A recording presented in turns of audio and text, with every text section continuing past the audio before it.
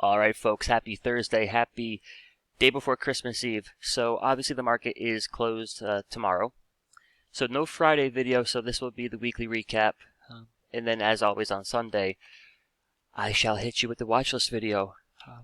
But I think things are starting to shape up pretty nicely here for a pretty solid move, into the brand new all-time highs. So my thought process here, even in all the volatility and the back and forth, is that all the market was really doing was pulling back to the weekly 21. Typically at the weekly 21, it takes us maybe 2 to 4 weeks to kind of rebuild that daily chart. But as long as you trade above the weekly 21, and then ultimately you rebuild the daily chart, you should be in pretty good shape for the continuation of the trend. So, for all of y'all messaging me on Instagram saying the market's going to go down, the S&P's going to 4,200 this week, I just don't know where all the fear and bullshit is coming from. I don't get it. So, just going to continue to preach the same thing. Tune out the noise, tune out Twitter, focus on the structure of the trend in the chart. So, in my book, a weekly chart trading at a 21 EMA with stacked EMAs, that's bullish. So, at no point here has the bullish trend for the S&P 500 in terms of a weekly chart. At no point was it ever at risk. Just a reversion to the mean. Now that day is going to come where that changes, of course, but I think until something changes, just focus on the chart in front of you. Not what you think is going to happen next based on, whatever today's crisis in the news is. Your QQQ here, at no point does this get bearish. You hold the 21. All you've been doing is trading back and forth, but you still have green 10x bars here. You still got stacked EMAs. She is bullish. So I think everything is shaping up here. Right? You pull back to the weekly 21. Typically it takes 1, 2, maybe 3 to 4 weeks to kind of rebuild your daily chart. And what I mean by that is you want that daily squeeze. You want a couple of closes back above the 21. You want the stacked EMAs. You want the positive histogram. So from that perspective, everything shaping up pretty good here. So your QQQ up about 1% here today. And we finished the week with a pretty good daily squeeze. So now you got a good looking daily squeeze nested inside of a beautiful weekly squeeze. I think heading back into brand new all-time highs. S&P 500, daily squeeze, stacked DMAs, trading above the 21 with a positive histogram now. And that is, of course, nested inside a beautiful weekly squeeze. So the S&P looks pretty good. The Dow Jones here, and wait till you see the small caps. But the Dow Jones, there's a good-looking daily squeeze inside of a good-looking weekly. So the three of those look pretty damn good. Now the small caps here, who we have been calling the small craps, you get a close above the 21 EMA today. It ain't too much to write home about, but it's something here. I won't look for leadership from the small caps. I think in terms of just a market, just a rally into new highs here for the market is a general statement. The small caps stabilizing here and just kind of, if the small caps could just freaking trade sideways and kind of, cover up the open wound here and stop bleeding, I think it does, I think it does wonders for the rest of the market. So, your S&P 500, your market, has got a pretty healthy looking body here, but under the surface you've had this infection. All kinds of nastiness here in the small caps. So with your QQQ looking so good, your Dow looking pretty sharp, and the S&P itself looking like a stud, if the small caps can just chill here, I think it does the market itself a whole lot of good.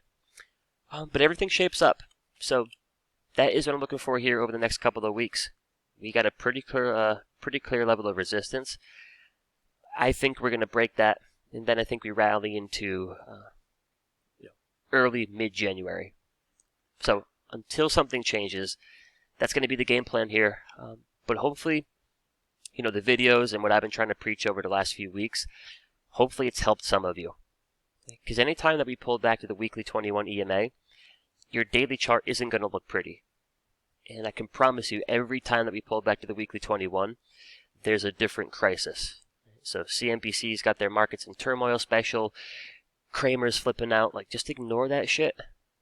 Focus on your great looking trend. And when your great looking trend throws in the towel, then you short the thing. But I hope some of y'all find that helpful.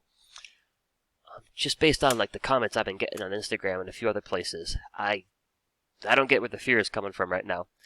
It ain't in the charts, that's for sure. In terms of fear, before we move on, volatility index kind of closes under these recent lows, so that shapes up pretty good as well. Now, in the event everything kind of unfolds here, how I'm looking for it to unfold, where would I focus? I'll show you where I wouldn't focus. Now, granted, if the market can rally into January, probably pretty good here for everything. So, generally speaking, everything probably trades higher. But what I'm not going to focus on is the financials. There's no edge here to the daily chart. Like, this is a big renovation project. Until this is a tradable daily chart, we got to get rid of the red 10x bars. I need stacked EMAs. I need some closes back above the 21. There's a lot of work to do there. Compare that to, say, the semiconductors. No, check this out, right? Take it for what it's worth. Compare that to the financials. Well, the semis here, throughout all the volatility, right? Throughout all the quote-unquote selling pressure we saw in the market here, pretty much going on a month right now, every single day, they printed buy signals. The ugliest they got here was a move down to -1 ATR. This holds up perfectly, right? Beautiful trend, weekly and daily stacked EMAs, weekly and daily green 10x bars, and you still have a great looking daily squeeze. So I'm sure the financials can probably trade higher if the overall market gets a pretty good push going here. But am I going to throw my cash at the financials, who quite frankly didn't hold up that well? Or am I going to put my cash into something like the semiconductors? Literally printing buy signals every single day. Maybe the financials is the right pick. I'm sure as hell going to go with the good looking setup and the signal. So I think if the market can rally here, the semis are going to be a big part of it. Great looking structure. So on top of that, almost all my scan results, a lot of them are in the semiconductors. So I'll leave you with a few here. And then on Sunday's video, we'll kind of break them down. Qualcomm does nothing but print buy signals. Histogram is starting to shift. Daily, weekly stacked DMAs, green 10x bars. Mwah. Chef's kiss. There was Micron. Print and buy signals, big gap up after earnings. I wouldn't chase that one, but it looks pretty good. Then there is ON Semiconductor. Buy signals, squeeze, green 10x bars. Can you see where I'm going with this?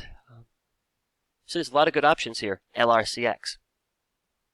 Squeeze, buy signals, green 10x bars, noise. My personal pick right now is AMD. Admittedly, not the cleanest compared to a Qualcomm, but you're looking for a group move here. And we grabbed this in my mastery back here when we had some buy signals. It got a little bit sloppy, but it holds structure good. And now you got a daily squeeze at the 21 with a whole bunch of green 10x bars here. So Qualcomm, technically, at least based on my rules, probably a little bit cleaner. They're all going to do pretty well if the semis get it popping here. Then there is AMAT. Great looking setup. And then I think probably everybody's favorite, NVIDIA. If the semis rally into January, I think NVIDIA probably heads back towards the highs. In terms of an entry here, I'd wait for a couple closes back above the 21. I'd wait for my stacked DMAs. But just in terms of the group itself,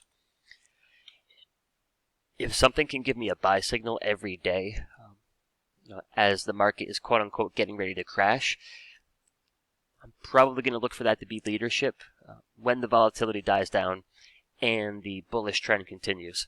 So keep an eye there on your semiconductors, and then if you check out XLK, which is mainly, your Apples, your Microsofts, buy signals, squeeze buy signals, all the good stuff here. QQQ, right? Much better looking daily squeeze, beautiful weekly. So in terms of a few names here in tech, I did get the options room into Apple yesterday. So with Apple here, my thinking is you have your weekly squeeze. It's 3 weeks into firing long here. A good weekly squeeze can give you 5, 6, 8+ weeks of momentum. So I think you got a little bit more gas in the tank here. And after you're pulled back to the 21 EMA, get some early buy signals. You have green 10x bars everywhere, stacked DMAs everywhere, and we took our entry here in the 4-hour squeeze. So you didn't have the daily squeeze, but you had the 4-hour, and a couple more there. So heading into next week, I would look for that 4-hour squeeze potentially to start to take Apple back into a new high, and I think around 183 and change is where Apple becomes the first $3 trillion company ever. So I think you work with that 4-hour squeeze, you work with something like a 15-minute squeeze here. I think Apple's got more gas in the tank, so you pick your spots wisely on that one. Then there's Microsoft. Shaping up pretty good here. Then there's Amazon. I'm still holding my January expiration put credit spreads. I still like the weekly squeeze, and I still think we're going to wake up one day and all of a sudden Amazon is back in the mix. I won't add to the position until we can get a couple closes back above the 21 EMA. So it's not breaking any records, it's not breaking any rules. So we patiently hold on there. My favorite right now that I'm probably going to try to get all of you in the options room and all of you in my mastery into probably Monday morning is Google. Look at the weekly chart. Is that not beautiful? Trend, support at the 21, a squeeze, stacked DMAs, green 10x bars. If that's not enough, look at the quality of the 3-day squeeze. And now, you're starting to get a daily squeeze shaping up. A couple of closes back above the mean, histogram shifts, and inside of your daily squeeze, you're rocking with a 4-hour. So I think like any other triple squeeze out there, if a daily squeeze can fire, it could trigger the 3-day, it could trigger the weekly. So I kind of think the first step in the journey towards 3,200 plus for Google is going to be that daily squeeze firing to the upside. So pretty good looking structure there. Love that weekly chart. I need me a little bit of that. But those are the major spots here, guys. Semis and tech. Additionally, I think the home builders. We'll spend some time here in Sunday's video because there's a great looking trend. I think any day now you get a brand new daily squeeze and there's green 10x bars basically on every single time frame. So the home builders look pretty good here. Early buy signal. But we'll dive in a bit more here on Sunday. And I'm sure I'm going to get questions about Tesla, so let's just knock this out of the way here. Definitely interesting. That's a pretty impressive shift. You went from negative histograms to, green 10x bars everywhere. You did hold support right at your weekly 21. I just need an entry. I need a setup to work with, something to sink my teeth into. All we have right now is a 5-minute squeeze. So Henry from our options room, what he did, I think, yesterday, is he observed the 15-minute squeeze into the close. And I think he used that 15-minute squeeze to catch a continuation higher today. So not that I tend to work off the 15-minute too much, but the point being, if you think there's going to be some momentum, well, wait for your entry inside of a squeeze. But that's what I got for you today, guys. In terms of my open positions, I got January expiration put credit spreads here on AMD, January expiration put credit spreads on Amazon, January expiration put credit spreads on the QQQ, on Apple, and a little bit on Roblox here, which quite frankly leaves a little bit to be desired. Doing a decent job of holding support though. But that's it, everyone. Go ahead and enjoy the long weekend here. Spend some time with family. Enjoy your holiday. Both Chandler and I definitely appreciate all you subscribing, and hopefully you find these videos helpful.